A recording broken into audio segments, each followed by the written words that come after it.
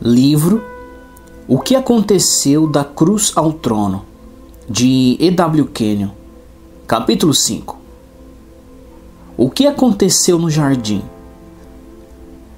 A divindade estava enfrentando a substituição no jardim. O momento crítico havia chegado. Jesus e 3 dos seus discípulos haviam ido ao lugar ao qual ele costumava recorrer para orar, sob oliveiras antigas e retorcidas. Eles o haviam visto orando muitas vezes, mas desta vez era diferente, dizendo a eles para esperar e vigiar. Ele foi sozinho alguns passos adiante e prostrou-se sobre o seu rosto. Eles ouviam sua voz, mas não conseguiam distinguir suas palavras. Ele estava enfrentando o fato de estar sendo feito pecado, mas os discípulos não sabiam disso. Não foi uma substituição teológica ou metafísica, mas ele realmente deveria se tornar um substituto para o homem caído. Ele deveria se tornar um participante do corpo físico do homem, mas ainda não havia participado do pecado ou da mortalidade do homem. Jesus foi concebido do Espírito Santo, nascido da Virgem, mas não por geração natural. Seu corpo era como o corpo de Adão no jardim antes de pecar. Não era nem mortal nem imortal. Era um corpo humano perfeito. O corpo de Adão tornou-se mortal no instante em que ele pecou no jardim. Como mortal, seu corpo passou a estar sujeito à doença e à morte.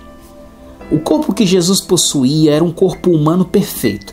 Lembre-se que João 10, 17 e 18 diz: "Por isso o Pai me ama, porque eu dou a minha vida para reassumir. Ninguém a tira de mim, pelo contrário, eu espontaneamente a dou. Tenho autoridade para entregar e também para reavê-la. Este mandato recebi de meu Pai." Entende-se então que ninguém podia matar Jesus, pois o corpo dele não era mortal. Ou melhor, ele não se tornou mortal até estar pendurado na cruz. Aquele que não conheceu o pecado, ele, Deus, o fez pecado.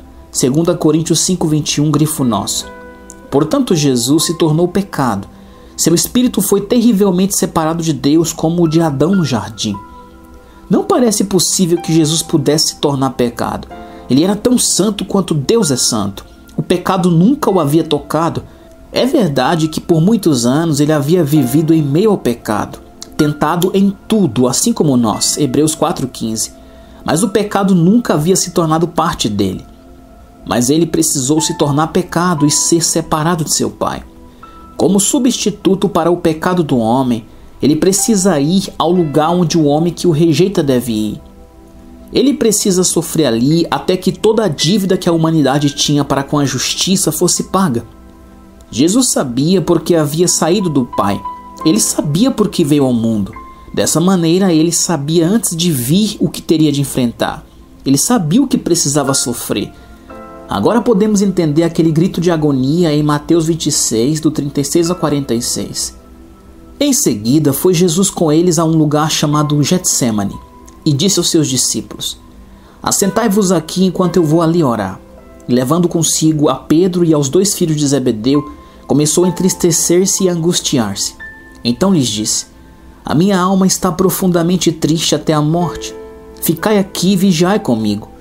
Adiantando-se um pouco, prostrou-se sobre o seu rosto, orando e dizendo: "Meu Pai, se possível, passe de mim este cálice. Todavia, não seja como eu quero, e sim como tu queres." E voltando para os discípulos, achou-os dormindo e disse a Pedro: "Então, nem uma hora pudeste vós vigiar comigo? Vigiai e orai, para que não entreis em tentação. O espírito, na verdade, está pronto, mas a carne é fraca." Tornando a retirar-se, orou de novo, dizendo: "Meu Pai, se não é possível passar de mim este cálice, sem que eu beba, faça-se a tua vontade." É difícil compreender o que isso significava para o mestre. Era mais que uma separação do Pai por 3 dias e 3 noites. Ele devia participar da morte espiritual, a natureza do adversário. No entanto, disseram que Deus não podia fazer algo assim, o que é um raciocínio fruto do conhecimento que vem dos sentidos. É difícil entender como ele poderia se tornar pecado, mas sei que isso aconteceu. O conhecimento que vem dos sentidos é limitado, ele não pode entender as coisas espirituais de Deus. 1 Coríntios 2,14 diz: "Ora, o homem natural não aceita as coisas do Espírito de Deus, porque eles são loucura." Quando uma pessoa me diz: "Sabe, não posso aceitar isso, não posso crer naquilo", eu entendo o motivo. Vivemos na dimensão dos sentidos, exatamente onde Pedro, Tiago e João viviam quando andava com o Mestre. A mente deles estava obscurecida no que dizia respeito às coisas espirituais. Eles não conseguiam entender. Nós recebemos a natureza e a vida de Deus. Temos o Espírito Santo em nós que habitava em Jesus e que o ressuscitou dos mortos. Essa é a razão pela qual nós compreendemos as coisas do Espírito. Jesus sabia que o momento havia chegado e ele devia se tornar pecado. Ele devia participar daquela natureza terrível do adversário. Seu corpo se tornaria mortal. Satanás se tornaria seu senhor. Essa foi a tragédia no jardim. Jesus devia sofrer a agonia dos perdidos, ele devia ser contado entre os transgressores, levar as enfermidades e os pecados da raça humana. Ele devia ser abandonado pelo Pai. Não é de admirar que seu suor se tornou como gotas de sangue, Lucas 22:44, ou que ele tenha clamado algo como: Pai, se existe algum outro jeito. Mas não havia nenhum outro jeito. Ele e somente ele devia pagar o preço, ou a humanidade estaria eternamente perdida e Deus ficaria sem filhos por toda a eternidade. Anjos vieram e ministraram a ele, mas não ministraram a ele na cruz. A versão Almeida Revista Atualizada diz: Se queres, passa de mim este cálice. Contudo, não se faça a minha vontade, e sim a tua. Versículo 42. Não foi uma submissão fraca ao inevitável. Foi o Filho de Deus enfrentando a grande necessidade da humanidade e clamando ao Pai: leve isto a cabo até o fim e salve a raça humana. Foi por isso que Paulo afirmou: Ele me amou e se entregou por mim. Ver Gálatas 2:20. Cheguei à conclusão de que houve maior agonia espiritual no jardim do que na cruz. A expectativa da união com a morte espiritual era tão horrenda, tão impensável, que se os anjos não tivessem ministrado a ele, não sabemos o que teria acontecido. Entretanto, quando Jesus saiu do jardim e encarou os discípulos que dormiam, ele o fez como um senhor. Ele venceu a batalha, mas não foi chorando ou se lamentando. Ele foi o vencedor. Há dois momentos na carreira de Cristo que desafiam o coração. O primeiro é quando ele encontrou Judas e os soldados no jardim. Ele se conduz como o perfeito herói, o vencedor inigualável. Jesus havia vencido a primeira batalha e estava pronto para o julgamento, pronto para o flagelo, pronto para a cruz. O segundo momento foi quando ele deixou o túmulo e encontrou-se com os discípulos e exclamou: Paz seja com vocês. Ele havia vencido, ele havia exterminado o pecado. Então Jesus se ergueu como o Senhor dos Senhores. A vergonha e a agonia do inferno terminaram. Ele é o Deus herói, o meu Senhor, o meu mestre, o vencedor. A batalha no jardim foi espiritual. O conhecimento que vem dos sentidos não pode entender isso.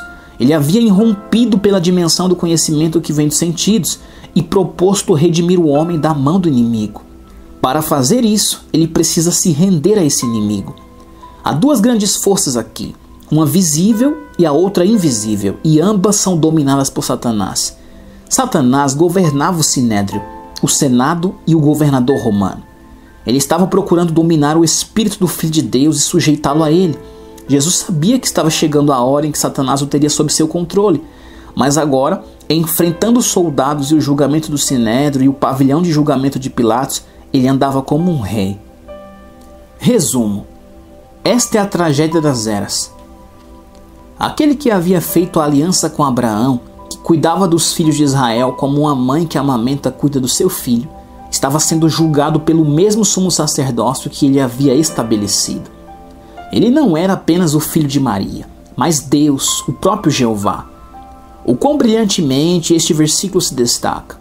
Veio para o que era seu, e os seus não o receberam. João 1,11. Eles só o receberam para pregá-lo à cruz. Naquele julgamento, ele compareceu diante de Pilatos, do Senado e do sumo sacerdócio com a dignidade de Deus. Nenhuma só vez Jesus chamou a atenção deles para quem ele era. Ele não discutiu com eles. Ele não suplicou por misericórdia, sendo este entregue pelo determinado desígnio e presciência de Deus. Atos 2,23. O sumo sacerdócio era representado por aqueles que deviam executar essa vontade determinada do amor. A divindade nunca foi demonstrada tão claramente quanto no julgamento. Cristo era, em cada centímetro do seu corpo, Deus. Ele não estava resignado, ele não era submisso, ele não era um Marte, ele era o amor. Você se lembra de como o único olhar de Jesus partiu o coração de Pedro? Não é de admirar que Pôncio Pilatos procurasse salvá-lo da cruz. O amor estava sendo julgado, mas ele era um Senhor absoluto. Ele era Deus manifestado na carne. Capítulo 6. O que aconteceu no julgamento? A prisão e o julgamento de Jesus foram uma das maiores tragédias da raça humana, e especialmente do povo escolhido de Deus. Esse povo da aliança estava familiarizado com a aliança abraâmica que os havia levado a ser uma nação, então eles conheciam o significado da aliança de sangue. A tragédia é que Jeová, o amigo que fez uma aliança de sangue com Abraão, veio à terra, foi concebido no ventre da Virgem Maria, nasceu numa manjedoura, foi recebido por um coro de anjos, cresceu entre seu povo, mas continuou sendo um estranho para eles.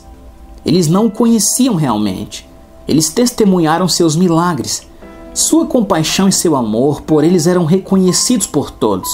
Ele transformou água em vinho, fez com que uma árvore morresse através de uma única frase, dominou as leis da natureza, curou os enfermos e ressuscitou os mortos com palavras. Seu povo testemunhou tudo isso. Ele andou sobre as ondas e acalmou a tempestade. Com certeza deve ter sabido que ele era o Filho de Deus. Ainda assim, o ciúme dominou o coração dos líderes a tal ponto que eles procuraram matá-lo. Ele e seu povo não puderam viver juntos. Você e eu podemos ver que ele é Jeová. Como nação, eles tinham Jeová em suas mãos e o que fizeram com ele? Jesus havia sido circuncidado na aliança e fazia parte dela. Ele havia vindo para os seus, mas aqueles que eram dele não queriam ter nada a ver com ele. Jesus veio para redimi-los e eles o repeliram.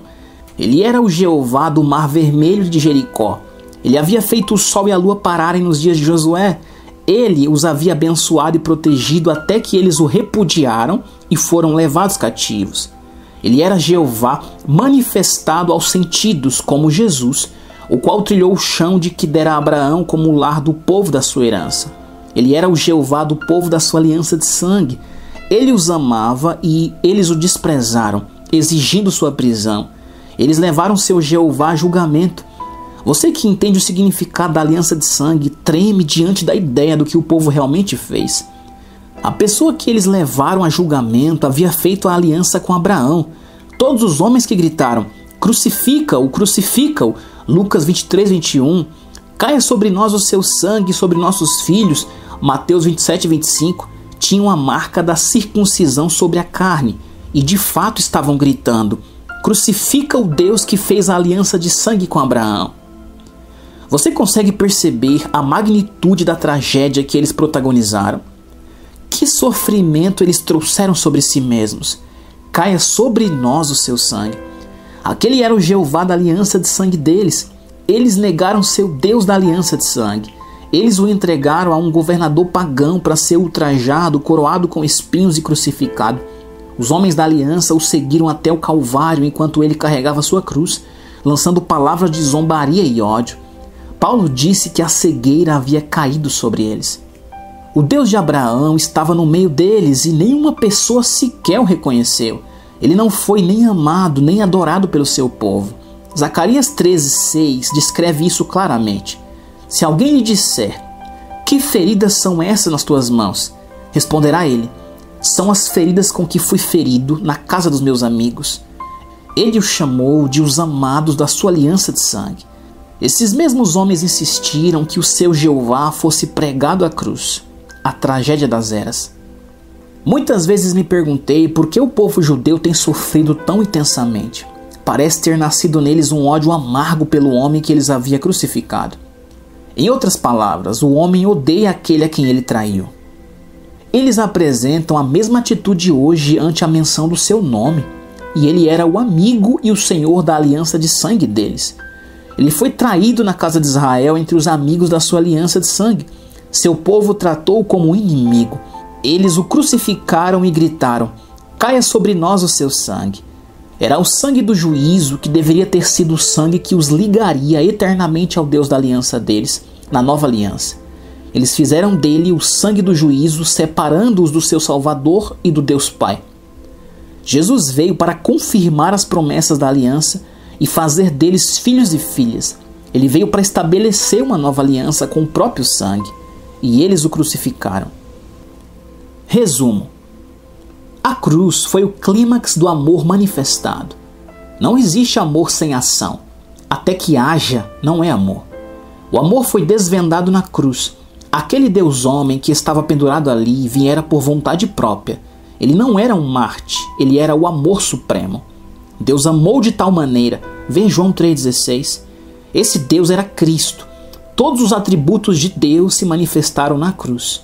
Havia uma dignidade santa, uma estranha serenidade, uma sensação maravilhosa de segurança em toda a cena.